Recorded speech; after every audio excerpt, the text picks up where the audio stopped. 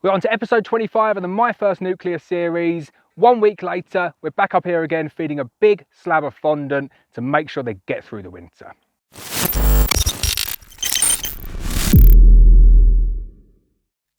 Hi, I'm Lawrence Edwards from Black Mountain Honey. Welcome to another episode of No Nonsense Beekeeping.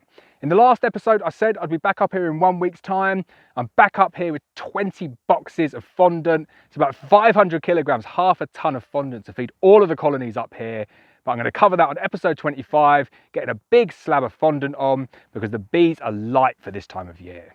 Now, I've covered this in a separate video talking about the seasonal changes. Much more noticeable in the last few years how warm it is going into November, especially up at the heather though. I do have an issue with weights going into winter. We swipe away all of that heather honey first week, second week of September, and they don't have a chance really to get up to a really suitable weight going into winter. They're not far off it, they're not dangerously light, but they're lighter than I want them to be. And the big issue that I have up here, and I'll show you on a little clip here, is that it's wet. It's so difficult to get up here in the middle of winter, so in December or January, to bring a decent amount of fondant up here. The landowner's fantastic though, he lets me borrow his quad with a little guard dog as well that takes that quad round, and I've brought up half a ton of fondant while it's still relatively dry. So I'm sticking on 12.5 kilos of fondant onto each of these colonies here.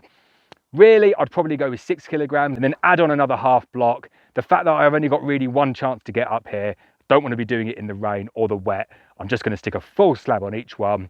Anything that's left over at the end, maybe it goes to waste. But even up here, I don't worry too much about that. Because what I'll end up doing, if I've got too much fondant on the colony come spring, I'll stick another box underneath and I will just leave them until they've finished off that fondant and let them expand downwards into the box, into a double brood configuration, and then I can sort them out way before we get into heather flows again. Lots of flexibility in this apiary.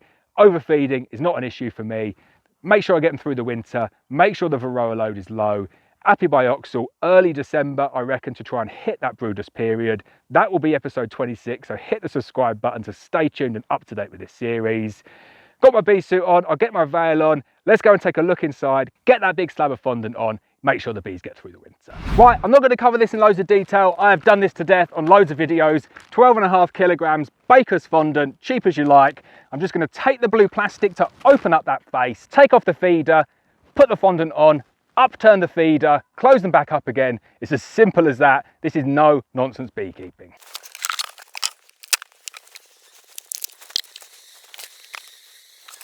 I leave my wooden framed wire queen excluder on, place the fondant on top, and the two important things to say are make sure that you've got an open face of fondant directly in contact with the bees, and then keep the blue plastic on all the way round.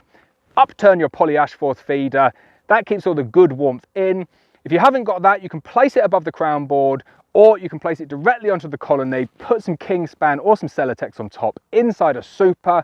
That's a really good method as well. So I hope you enjoyed that video. Stay tuned for the next episode, episode 26, when we're going to come up here in December, do the apibioxal sublimation to make sure that mite load is really low.